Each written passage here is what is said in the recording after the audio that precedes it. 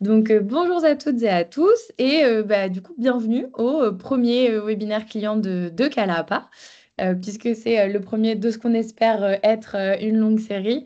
Voilà, parce qu'on avait envie de pouvoir partager des expériences partagées avec nos clients et puis de partager effectivement un petit peu leurs expertises, leur savoir-faire. Voilà, donc c'est un nouveau format effectivement qu'on lance aujourd'hui. Donc je me présente, je suis Magali Bougeois, donc je suis consultante en communication donc chez Calapa depuis plus d'un an maintenant.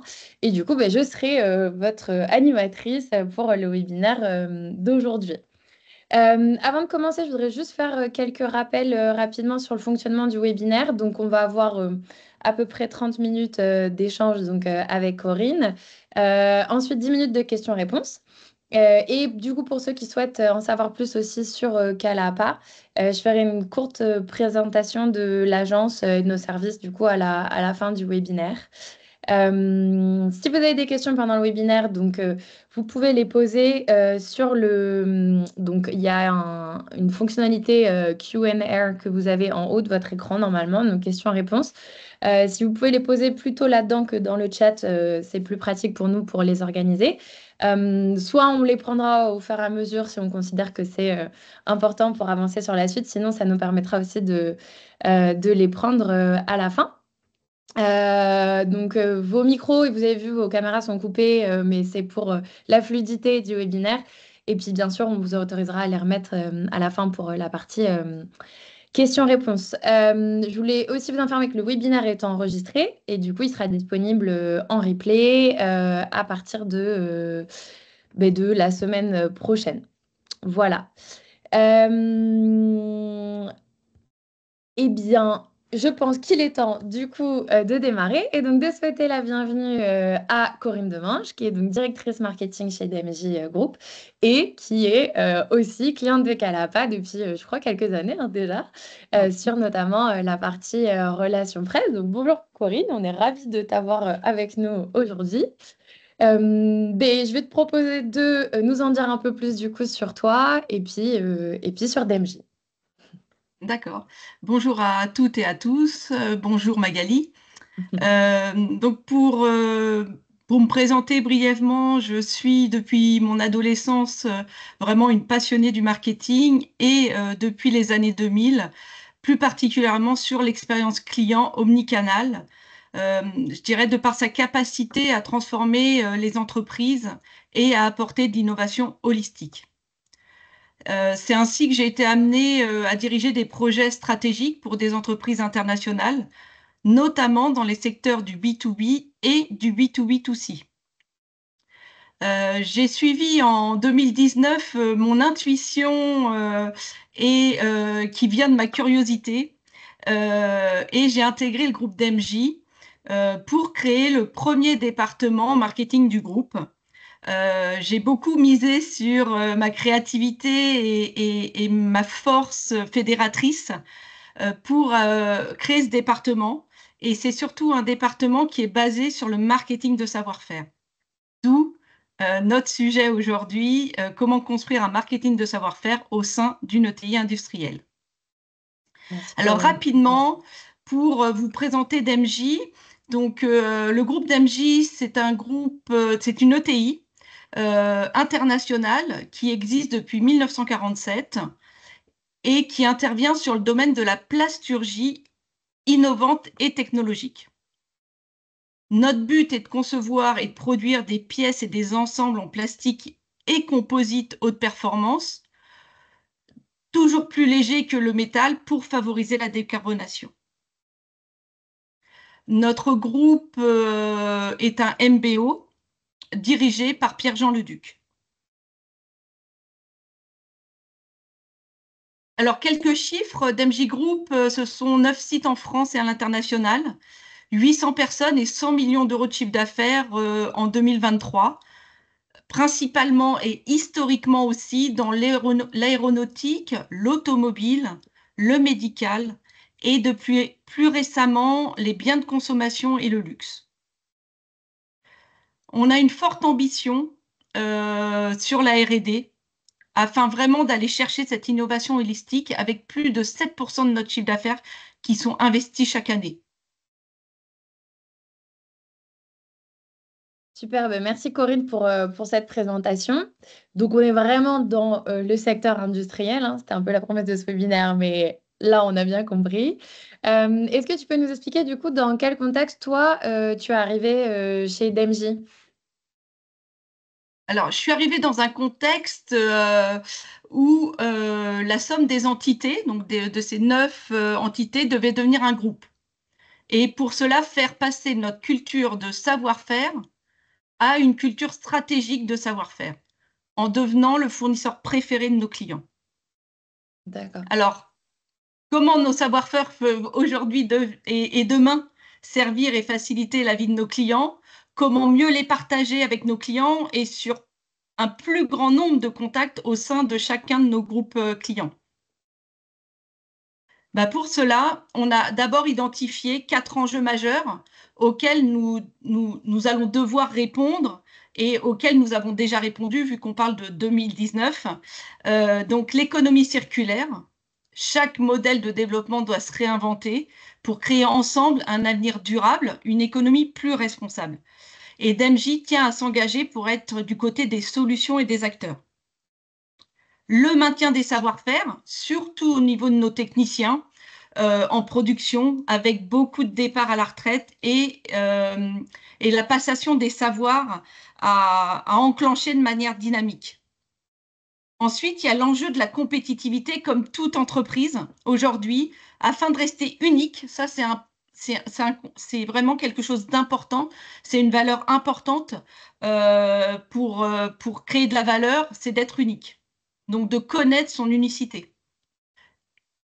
Et ensuite, l'enjeu numérique et technologique auquel nous nous confrontons tous, avec la digitalisation qui soit à la fois, on va dire, sur la production et également sur l'approche client.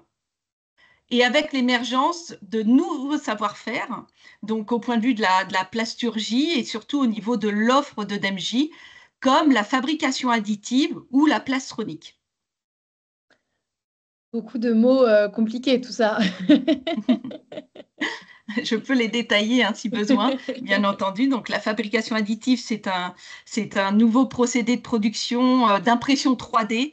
On ne parle pas d'impression 3D parce qu'on pense filaire, alors que là, nous sommes sur des stations de fabrication qui sont plutôt plates et avec un nouveau procédé de production à base de poudre, sachant que ce procédé de fabrication permet aussi de récupérer une partie de la matière qui n'a pas été utilisée pour la production. Donc la fabrication additive, par exemple, permet de produire avec la juste quantité de matière sur une série, D'accord, par exemple. par exemple, je vois. Voilà. Alors après, le dernier enjeu qui est, on va dire, l'émergence de la digitalisation, pardon, c'est vraiment d'aller, ce que j'appelle aligner les planètes. C'est-à-dire que j'arrive dans une entreprise industrielle euh, sur lequel a déjà été amené vraiment un plan de progression sur l'industrie 4.0. Et donc, d'où l'importance de passer effectivement un peu toutes les étapes du marketing pour avoir comme objectif de s'aligner sur un marketing 4.0 donc qui est effectivement à la fois pour moi centré sur l'expérience et surtout centré sur la data, donc sur la donnée, avec l'acculturation de l'importance de cette donnée juste, et également avec l'avènement au niveau technologique de la transformation, par exemple, des biocomposites, où là, on va à la fois aligner les planètes sur l'aspect digitalisation client, opérationnel, et également la technologie avancée, par exemple sur la transformation des biocomposites.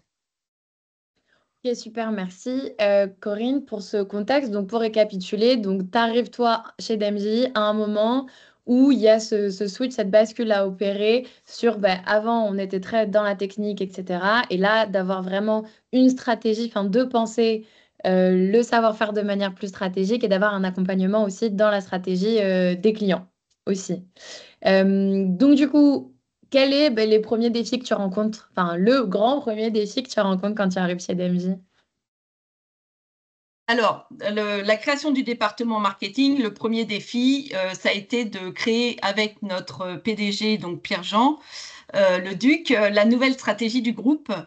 issue d'une nouvelle veille qui a été poussée avant moi, hein, une veille marché, une veille concurrentielle, et des ateliers internes, beaucoup d'ateliers internes qui ont été faits avant mon arrivée.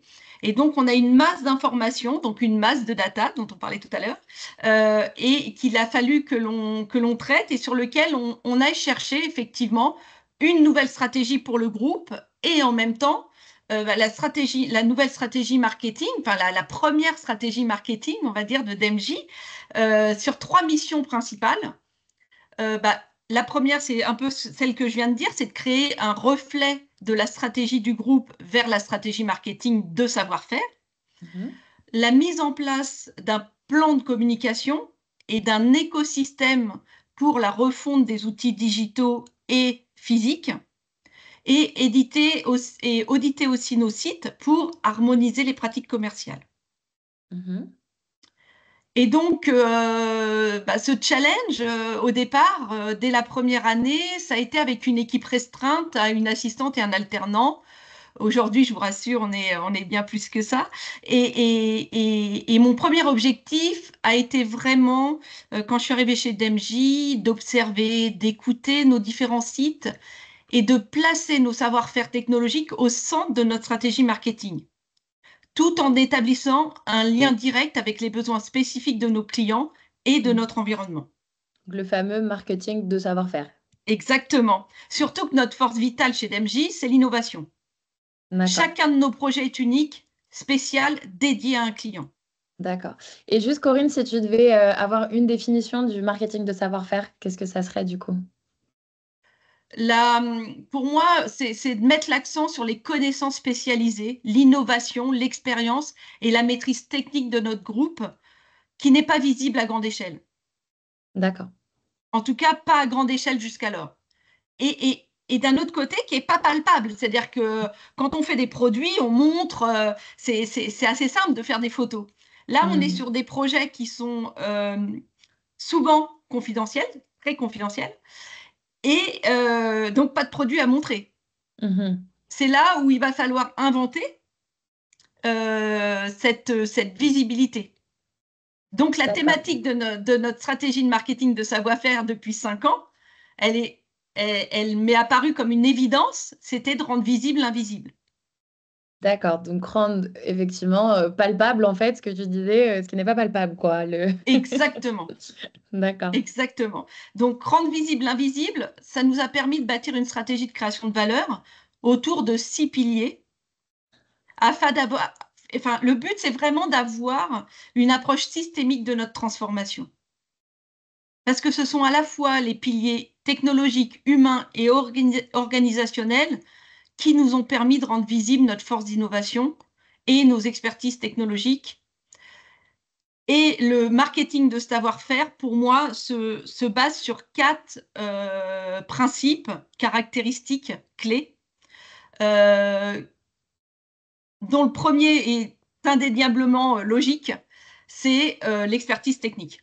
L'expertise technique, il faut être capable de démontrer ses savoir-faire uniques pour répondre à des besoins complexes. Mhm. Ensuite, un autre, c'est la confiance et la crédibilité. L'entreprise doit être une référence dans son secteur. Elle doit aller chercher vraiment à chaque fois apporter la preuve de ce qu'elle démontre. La personnalisation, alors là, c'est assez simple chez nous, parce que c'est être capable de proposer des solutions sur mesure. Alors, les solutions sur mesure, nous, on ne fait que ça.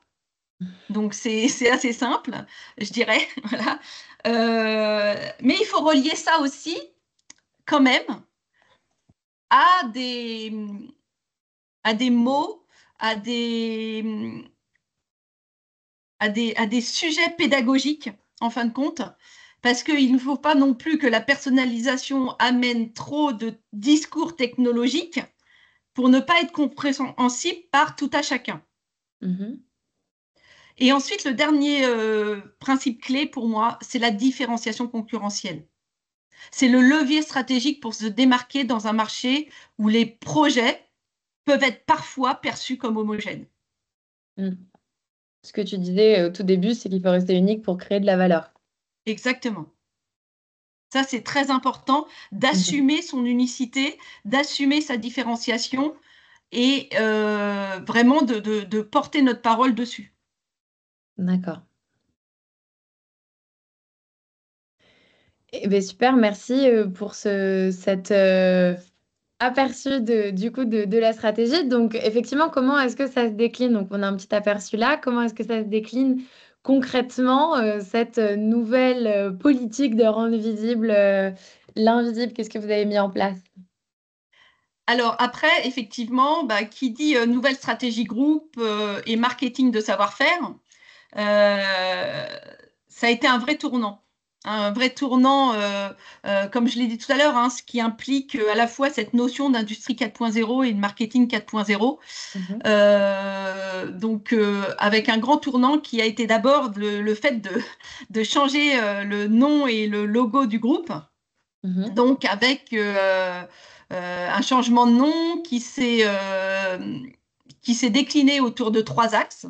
mhm, Donc, le premier, le changement de nom et de logo pour montrer la ligne directrice de notre transformation et aussi l'expliquer à travers la toute première plateforme de marque du groupe. Ah, c'était la première fois qu'il y avait une plateforme de Oui, marque. D'accord. oui, une plateforme de marque complète. Ok. Ensuite, nous sommes d'MJ. Donc, nous sommes donc passés d'MJ, de Dienne, pardon, de Dienne Multiplasturgie Group à DMJ. D pour de Dienne, Mhm, E pour énergie, M pour multiplasturgie, G pour l'aspect vert, green, de notre stratégie orientée sur la décarbonation, l'aspect durable, et le Y pour you, donc l'humain, la personnalité, avec une mhm, signature marquée. Je vais revenir sur la signature. L'humain, c'est important parce qu'aujourd'hui, alors tout à l'heure, je vous ai dit que j'avais travaillé dans des marchés B2B, B2B2C. Je pense qu'avec l'avènement du digital, aujourd'hui, on s'adresse à du edge-to-edge, c'est-à-dire de l'humain vers l'humain. mhm. Vraiment. On est du H vers H to H. Vraiment, c'est vraiment le fait d'aller de l'humain vers l'humain. Ok. J'en profite pour te poser une question qui a été posée du coup par une participante sur le. Enfin, je profite de justement Mhm. Greener pour te poser cette question qui est effectivement de se dire bah, du coup, est-ce que vous en êtes au-delà des matériaux biosourcés et de l'économie circulaire sur l'engagement vers du marketing responsable? Alors, je vais reposer une question. Qu'entend cette personne par marketing responsable? Euh, Parce qu'aujourd'hui, bah, on le verra plus tard dans ma présentation, euh, on a effectivement quelqu'un qui est dédié sur la partie RSE, Mhm. avec qui je travaille de concert. Ok. Je ne sais pas si Donc, tu ça intègres, répond c'est ça, tu à la intègres. question. Je pense que la question, Euh, c'est est-ce que tu intègres justement toutes ces notions responsables, les enjeux, etc., dans la oui, stratégie marketing ah qui est mise oui, en place? Je pense que la réponse est un peu dans ce greener, justement, puisqu'elle elle a cette volonté voilà, d'être plus responsable et durable. Donc voilà. Mais je pense qu'on aura effectivement des exemples un peu par la suite de comment est-ce que oui, c'est tout mis à fait. Tout à comment c'est fait. Oui, je intégré dans peux. la Alors, j'ai stratégie. quelques exemples, on va dire, hein, sur lesquels, effectivement, il y a une façon de repenser certaines choses, oui, et de faire certaines choses. Ok. OK. Donc, pour notre signature, donc rapidement, lighter pour l'allègement, qui est dans notre ADN. Donc, depuis toujours, DMJ, comme je l'ai dit tout à l'heure, est en substitution de matières qui sont très lourdes. Et donc, Mhm. nous, avec nos plastiques et nos composites haute performance, nous venons alléger, que ce soit un produit ou que ce soit un composant, pour l'aéronautique ou pour l'automobile. Smarter, c'est pour l'intelligence technologique complexe et collective. C'est-à-dire qu'aujourd'hui, comme je vous ai parlé de la plastronique, c'est comment est-ce qu'on intègre de l'intelligence dans le plastique. Donc, à la fois par les modes de production, pour, par exemple, économiser de l'énergie, ou pour apporter de l'IoT, donc de l'intelligence de l'objet, sur un composant ou un produit. Et le greener, bah voilà, on en parle, c'est vraiment pour la durabilité et la décarbonation. Et c'est comme ça qu'est née naturellement notre proposition de valeur qui est aujourd'hui solution plastique durable et intelligente. Donc, je dirais que le ton et la visibilité par rapport à ce gros travail qui a été fait en 2019, ce ton de la marque nous a permis de lancer une visibilité autre sur le marché et de devenir une référence. D'accord, c'était la première un peu prétexte de prise de parole, Oui. on va dire. Très bien. Alors après, ça fait partie du marketing responsable, je pense. Quand on parle de l'offre, il fallait aussi l'aménager. Donc, historiquement, en 2004, a été créée l'offre multiplasturgie qui regroupe toutes les technologies du groupe. Et aujourd'hui, ce sont 15 technologies, 15 expertises que nous avons sur cette offre. Et cette offre, il fallait la rendre aussi, on va dire, en phase avec la nouvelle stratégie du groupe. Donc, il fallait qu'elle soit à la fois technologique, orientée client et prenant en compte les enjeux sociétaux.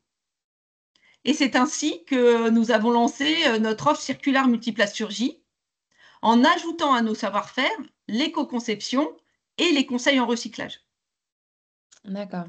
Et qui dit ajout par exemple, de l'éco-conception et des conseils en recyclage, dit formation de nos équipes, bien entendu. L'implication du service ressources humaines est impérative. Aujourd'hui encore, notre offre qui regroupe nos 15 savoir-faire est unique et différenciante sur le marché de la plasturgie, surtout depuis qu'elle propose cette offre qui commence de l'éco-conception et qui va jusqu'au conseil de recyclage. Qui est très clair. Et après, là, on déroule un peu les principes clés du marketing de savoir-faire. L'autre principe clé, c'est la confiance et la crédibilité.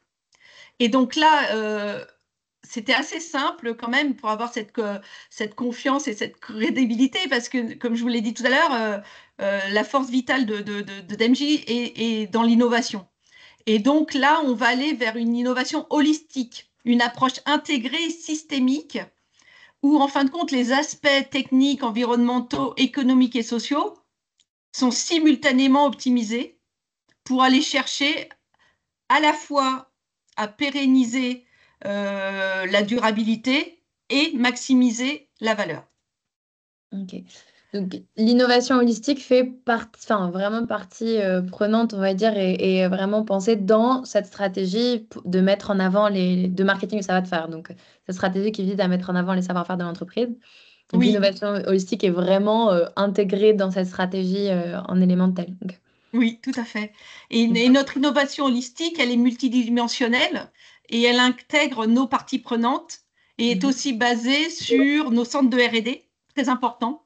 On a quand même 3 centres de R&D et il faut les rendre visibles. Voilà, ça c'est très important. Et donc, on a, comme je vous ai dit tout à l'heure, depuis peu développé des clients sur les biens de consommation, donc entre autres Decathlon. Et Decathlon nous a effectivement autorisé et vraiment dans un sens de partenariat, vraiment, comme nous sommes un de leurs principaux appuis technologiques sur notre expertise en transformation des composites, à communiquer ensemble. Et ensuite, on a aussi un autre levier sur nos centres de R&D, c'est notre expertise en transformation du lin. Là aussi, c'est dans notre offre quelque chose de vraiment singulier. C'est une recherche et développement depuis une dizaine d'années pour aller aujourd'hui être capable de fabriquer des objets à partir du lin, dont la Normandie, où est notre siège social, est le premier producteur mondial, et aller chercher à produire vraiment à base de lin. Ensuite, il y a un autre levier qui est d'avoir une nouvelle approche commerciale digitalisée. Ça, c'est important, c'est-à-dire que quand on parle de digitalisation de la data, il faut aussi que la partie vente, commerce, soit intégrée. Ensuite, le calcul de nos bilans carbone, parce que comme je l'ai dit tout à l'heure, on a une personne dédiée sur la RSE au sein de notre équipe groupe, et ça nous a paru très important de commencer nos bilans carbone dès l'année dernière et d'aller chercher à pouvoir communiquer dessus. Ça, ce sera la prochaine étape. Super. Donc, Et le lancement de notre DMG Academy, pour finir, D'accord. excuse-moi Magali, sur vraiment le fait d'identifier, on va dire, un programme de formation pour une montée en compétences de nos techniciens et aussi de la connaissance de nos savoir-faire en interne. Très important aussi que l'interne, par exemple les personnes du groupe, aient, on va dire, quand même une base sur nos savoir-faire technologiques qui soit quand même bien posée. Et bien entendu, la troisième chose, c'est l'invention. Continuer à inventer, continuer à créer de nouvelles technologies de transformation des matières plastiques et composites, comme vous pourrez le voir sur notre site. Hein. Je ne vais pas rentrer dans le détail, mais comme Press and Make, qui est notre nouvelle technologie de transformation des composites. Super, merci Corinne. Donc pour récapituler, on a une stratégie donc, qui se décline avec une nouvelle plateforme de marque et un nouveau nom hein, quand même, DMJ, une nouvelle offre, la Oui. circulaire multiplasturgie, donc qui est centrée sur ces 15 savoir-faire vraiment, qui les met en avant. Et l'innovation holistique qui passe du coup par l'introduction forcément de nouveaux savoir-faire et qui est vraiment partie prenante de la stratégie marketing, de ce marketing savoir-faire. Donc tout ça, c'est la théorie. Du coup, et comment est-ce qu'on communique justement cette stratégie, cette nouvelle plateforme de marque et ces nouvelles offres auprès de toutes vos parties prenantes? Donc comment est-ce qu'on déploie ça à un niveau un peu plus opérationnel? Parce que tu l'as rappelé là, avant, donc on a effectivement vos clients, vos partenaires, mais il y a aussi en interne, puisque voilà, tu disais, il faut aussi former les équipes, etc. Donc il y a quand même beaucoup de parties prenantes. Donc, comment est-ce que vous avez déployé ça? Oui. Alors, effectivement, comme tu le dis, Magali, la stratégie, ça peut toujours paraître comme théorique tant que ce n'est pas déployé. Donc, ce qui est important, c'est le déploiement. Clairement, alors, la partie stratégique est vraiment aussi essentielle, hein, ne l'oublions pas. C'est-à-dire que de vraiment poser un plan à 5 ans, se dire voilà ce qu'on va faire par année, voilà comment on va le faire au niveau du groupe, au niveau de chaque site. C'est très important d'accompagner le déploiement. Hein. Et l'accompagnement de le déploiement sans stratégie, il n'y en a pas. Hein. Enfin, voilà, sans stratégie, il n'y en a pas. Donc, très important. Et donc, une fois qu'on a la stratégie d'établie, effectivement, il faut déployer le marketing de savoir-faire. Et donc, comme tout bon marketing aujourd'hui, le marketing de savoir-faire doit être omnicanal. Donc, omnicanal, ça veut dire s'adresser à plusieurs canaux digitaux ou non. Ça peut être aussi physique. Parce qu'il faut aujourd'hui multiplier les interactions avec nos clients. Et les clients, moi, je parle toujours de clients internes et externes. Parce qu'interne, on a notre marque employeur et externe, on a notre marque DMJ. D'accord. Alors. Concrètement, alors, du coup. Concrètement. Alors, qui dit changement de marque dit accompagnement avec un roadshow qui a été fait par notre PDG sur chacun de nos sites. Et il a remis à cette occasion un livret explicatif, alors qui a été à la fois digitalisé et à la fois imprimé.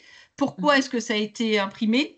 parce qu'on a une grande partie de nos populations qui n'ont pas accès, de notre population salariée, qui n'a pas accès à un ordinateur pendant leur temps de travail. Voilà.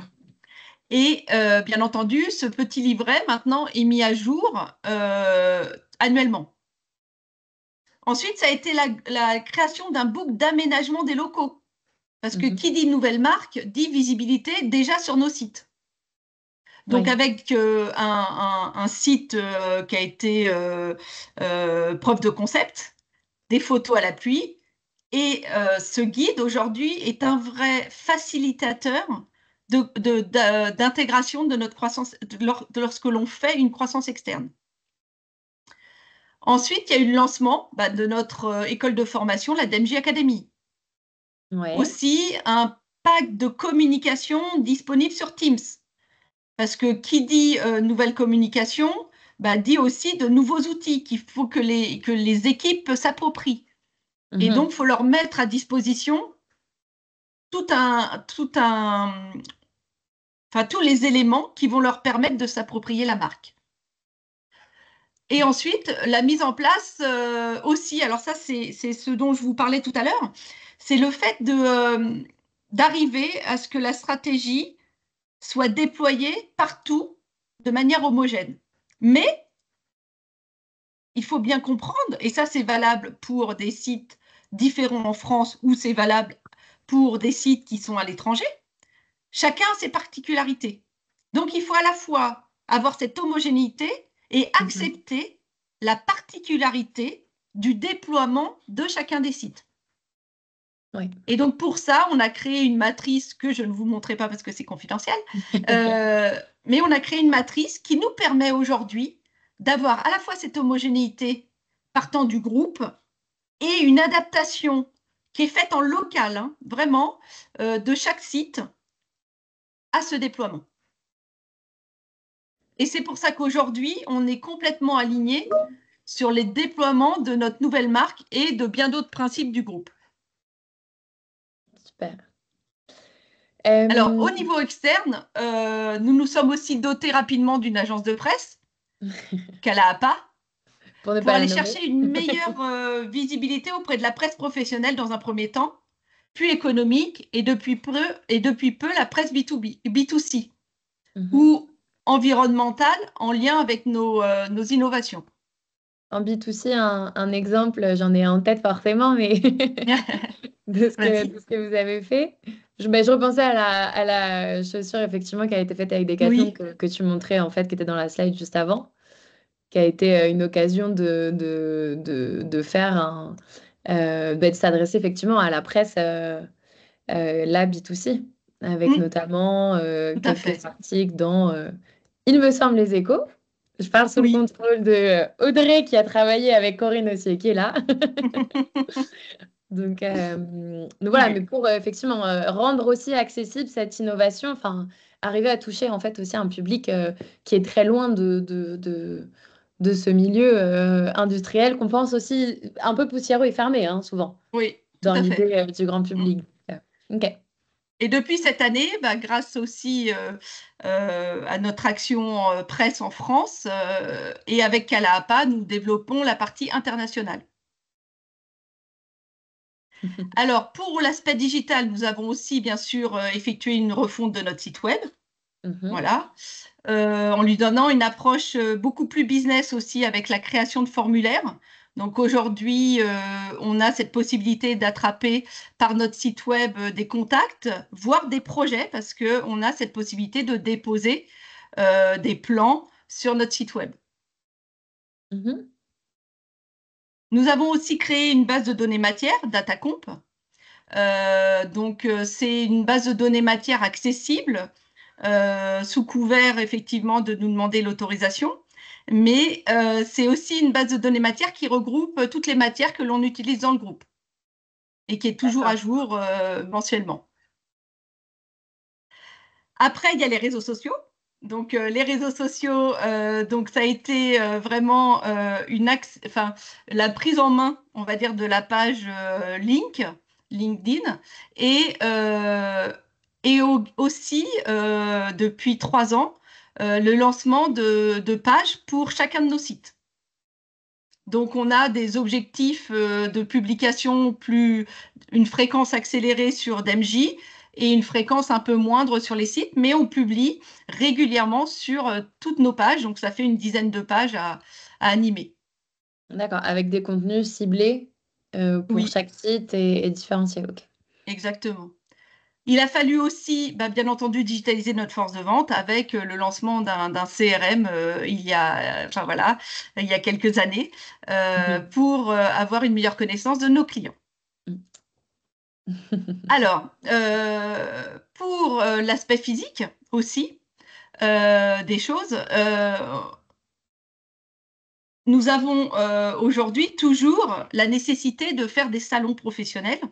Mhm. Et donc, ces salons professionnels, aujourd'hui, nous les gérons avec des stands qui sont typés à l'année et qui nous permettent de ne pas reproduire à chaque fois les éléments de communication.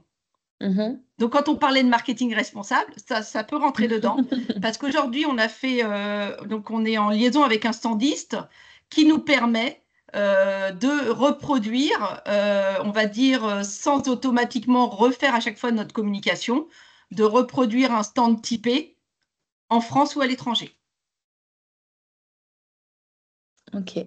Voilà. Et un autre point aussi, par exemple, on a aussi pris la décision pour le salon du GEC, donc qui est le salon le plus important au niveau des composites, de faire partie du ILO fibre naturelle et en lien avec un consortium qui s'appelle la CELC, enfin qui s'appelait, Mhm. pardon, excusez-moi, la CELC, qui s'appelle aujourd'hui l'Alliance pour le lin et le chanvre. Et donc, on a, lors de ce salon, effectivement, à cœur de communiquer sur le composite, et le composite qui est vraiment le matériau de demain et qui peut être effectivement complètement fait à partir de matières bio. Donc le lin est une résine à base d'amidon de maïs, par exemple. Et donc là, on est sur un produit complètement bio. Ok. Ben, merci Corinne, c'est très clair. On a une question sur la DMJ Academy, de savoir si Oui. c'est que en interne. Et d'ailleurs, moi, je me demandais aussi à quel public. Est-ce que, par exemple, tous les nouveaux arrivants passent systématiquement par la DMJ Academy ou est-ce que c'est un certain type de population? Nathalie demande aussi si, enfin, la plateforme que vous utilisez pour faire DMJ Academy, est-ce que c'est quelque chose que vous utilisez en interne ou est-ce que c'est un prestataire avec lequel vous travaillez?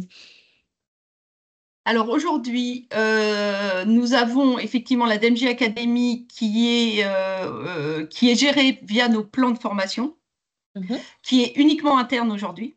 mhm. Voilà. Et nous sommes en train de travailler effectivement sur la mise en place d'une plateforme. Voilà. Ok. Très bien. Alors, Ah, du coup, tout ça, c'est, excuse-moi, je pense que j'ai fait une bêtise. Voilà. oui. Hop. Hop, c'est bon. Euh, donc, tout ça, pardon, on a décliné tout ça. Donc, du coup, quel Oui. résultat est-ce que ça nous donne? Alors aujourd'hui, les résultats ont été rapidement au rendez-vous, comme vous pouvez le voir sur ce slide. Je pense que vous le voyez. J'ai plus la main. Ouais, c'est bon, pardon. Non, mais j'ai plus la main, je pense. Si.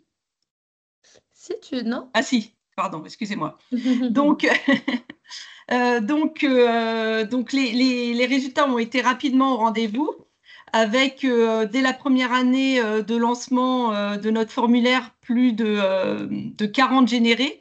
Et aujourd'hui, ce sont plus de 120 formulaires qui sont générés par an. Donc, ce qui est quand même assez intéressant.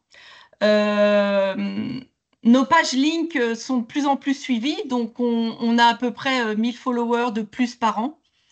Sachant qu'on ne fait que du contenu, on ne fait pas aujourd'hui de génération de followers payants. Mhm.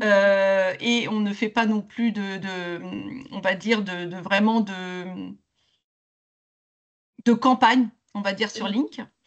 Et donc, ce qu'on mesure surtout, c'est notre taux d'engagement.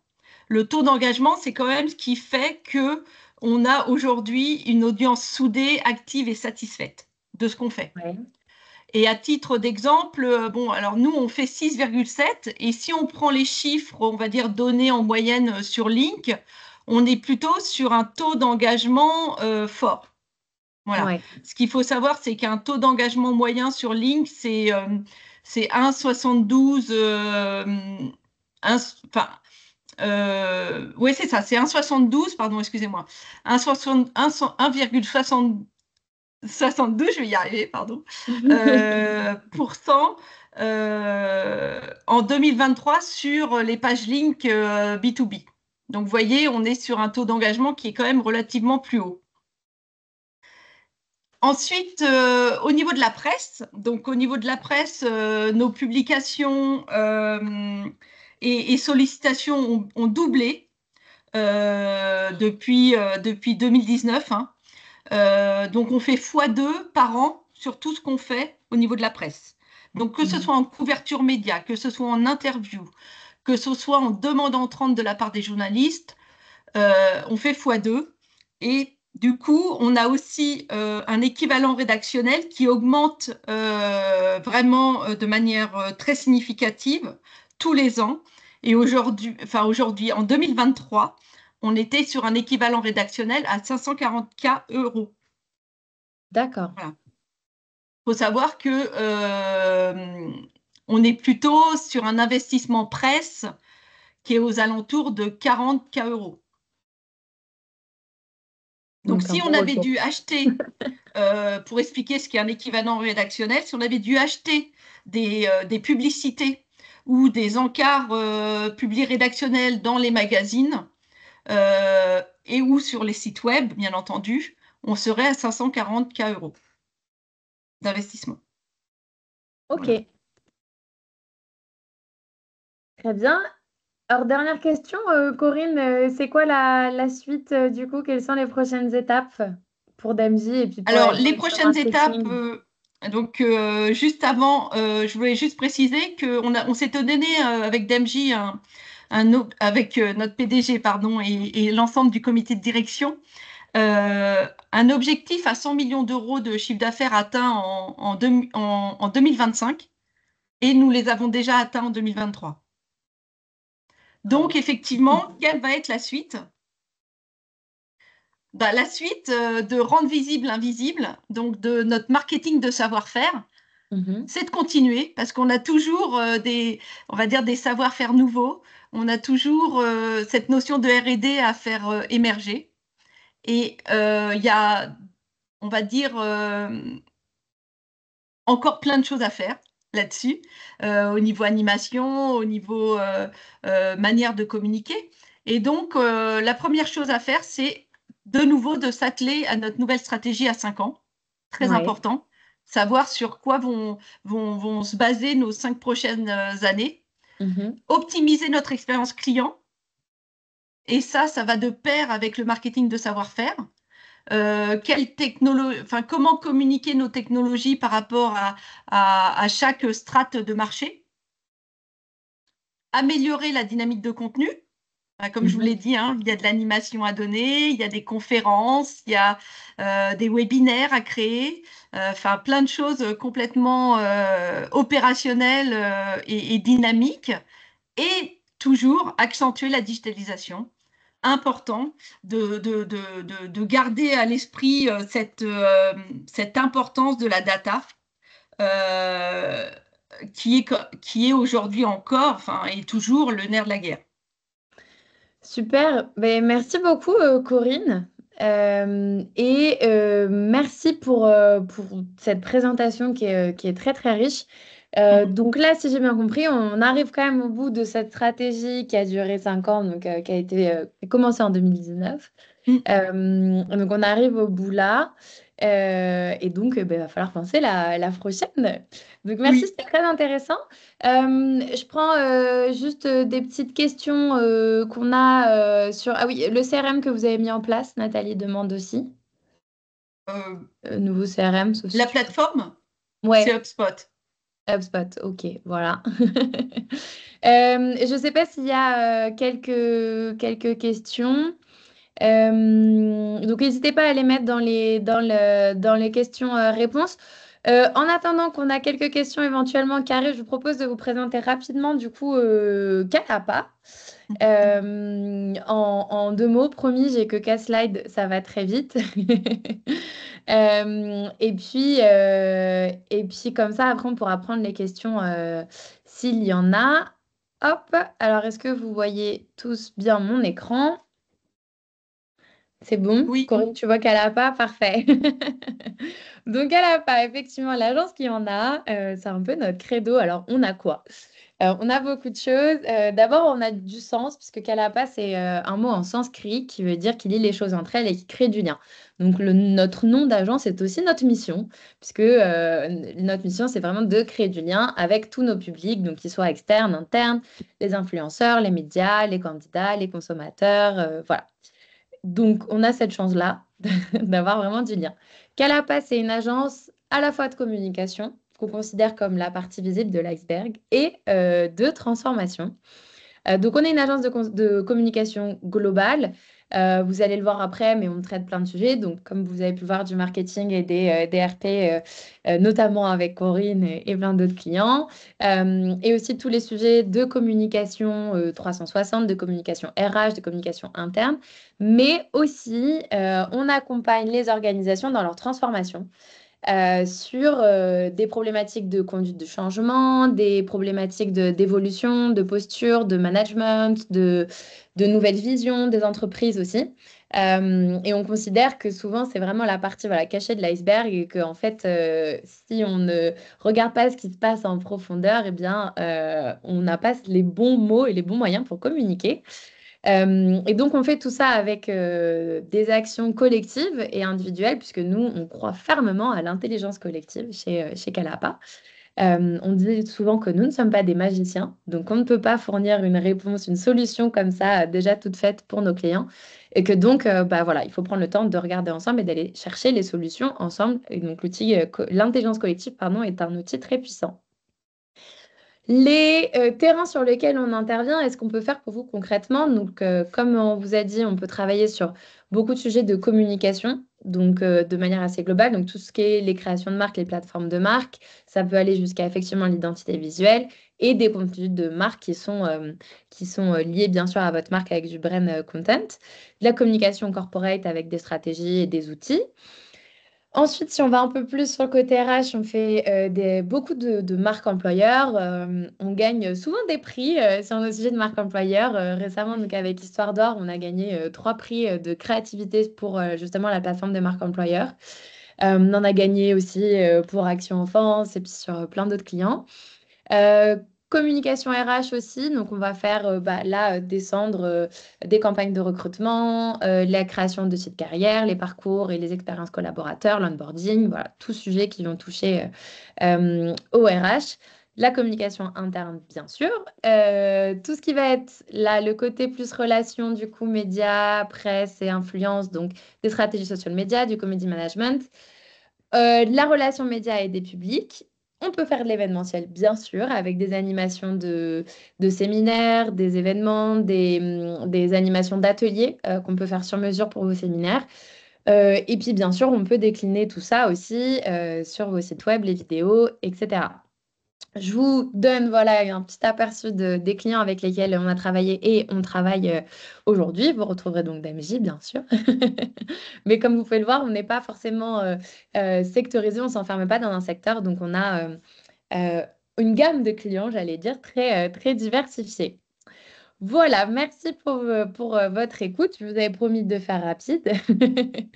Donc, je reviens voir si on a des nouvelles questions.